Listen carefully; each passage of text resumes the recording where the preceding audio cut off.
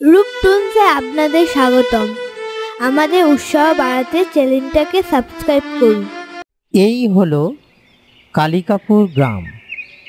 এই গ্রামে এক পরিবার ছিল রতনের। রতনের স্ত্রী মৌয়া ছিল খুব ঝগড়ুটে প্রকৃতির। সারাদিন সে রতনের সঙ্গে ঝগড়া করতে থাকে।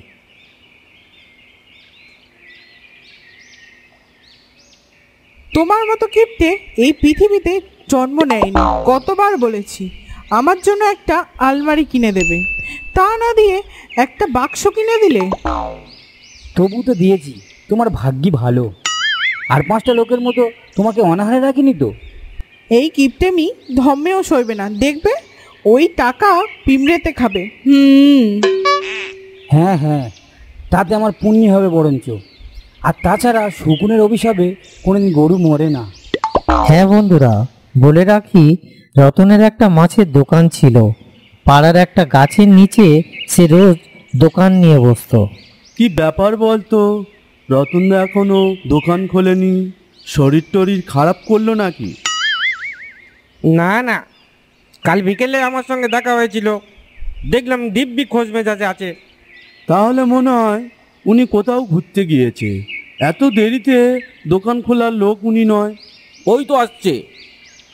কি বাবা রতনদা, এত দেরি? আরে না রে, সকাল সকাল তোর বৌদির সাথে একচের হয়েই গেল। তো সংসার থাকলে একটু আধটু হয়, চাপ নিও না। আমার বলে কি না চিন্তায় চিন্তায় মাথা ঠিক নেই, আর ও বলে চাপ নিও না। যত সব। দাও দাও, আমার একটা মাছ দাও তো, বাড়িতে শ্বশুর মশাই এসেছে। আমার একটা দাও, বড় দেখে, ভালো দেখে। যাক, আজকের খুব তাড়াতাড়ি মাছ সব বিক্রি হয়ে গেছে। বাড়ির দিকে যাই।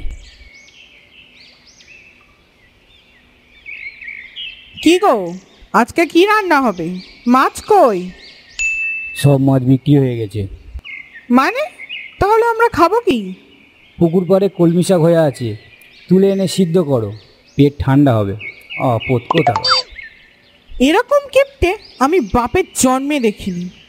মাছের মাথা একটা আনতে পারতে তো। মাছের মাথা খাবে? প্রতিদিন আমার মাথা খাচ্ছ, হচ্ছে না তোমার? কি বললে? আমি তো আমার মাথা খাই? আমি কালকেই বাপের বাড়ি চলে যাব। থাকো তোমার সংসার নিয়ে। না, ওষুধটা মনে হয় একটু বেশিই পড়ে গেছে। আহা, রাগ করছো কেন?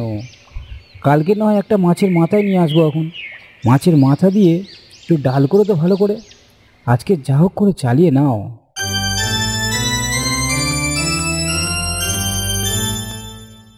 সেই দিন রাতে রতনের শালা মাখন এসে উপস্থিত হলো। দিদি, চলে এলাম, কয়েকটা দিন থাকবো তোমার এখানে। তা জামাইবাবু কেমন আছো? ওই আর একটা আপদ এসে জুটলো। যতদিন থাকবে আমার অন্নগুলো সব ধ্বংসই করে যাবে। ওমা, তুই এলি? আয় আয়, বস। তা জামাইবাবু, তোমার মতো মানুষই হয় না। কালকে তাহলে কি খাওয়াচ্ছ বলো? কচু পোড়া খাওয়াবো। কিছু বললে জামাইবাবু? না না, কালকের একটা ভালো দেখে মাছের মাথা নিয়ে আসবো। ভাইটা অনেক দিন পর এলো, মাছের মাথার সঙ্গে একটু মাংসও এনো। আচ্ছা, সে হবে খন। আজকে যেটা আছে সেটা দাও।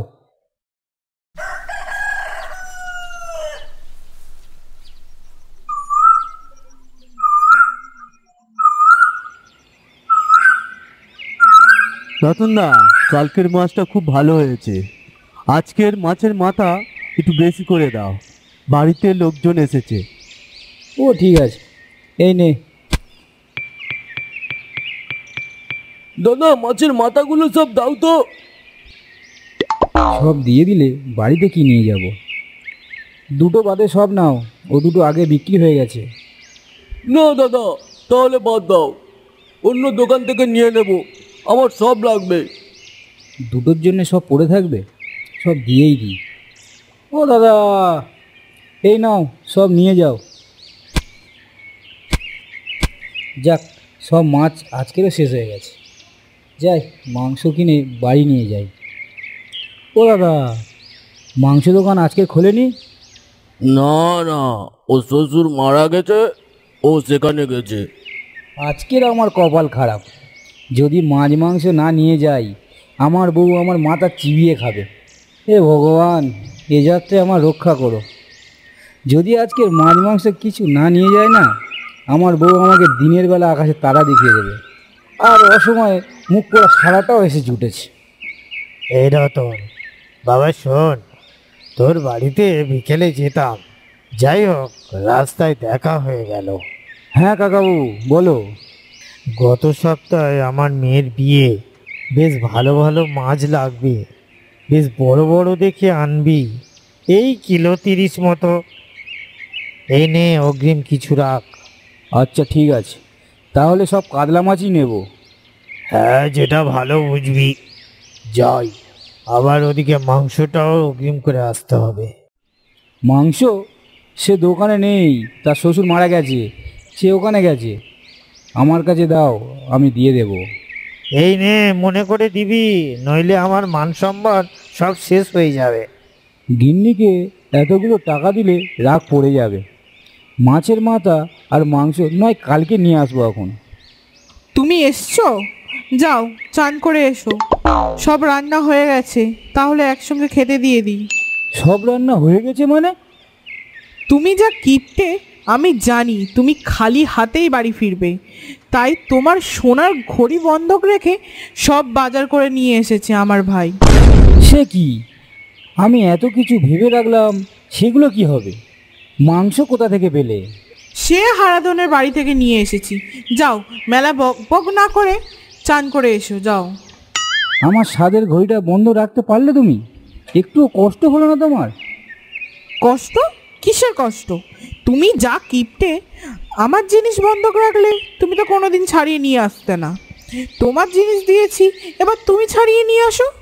দুপুরে রতন স্নান করতে পুকুর পাড়ে এসে আচ্ছা জব্দ করলো আমার গিন্নি।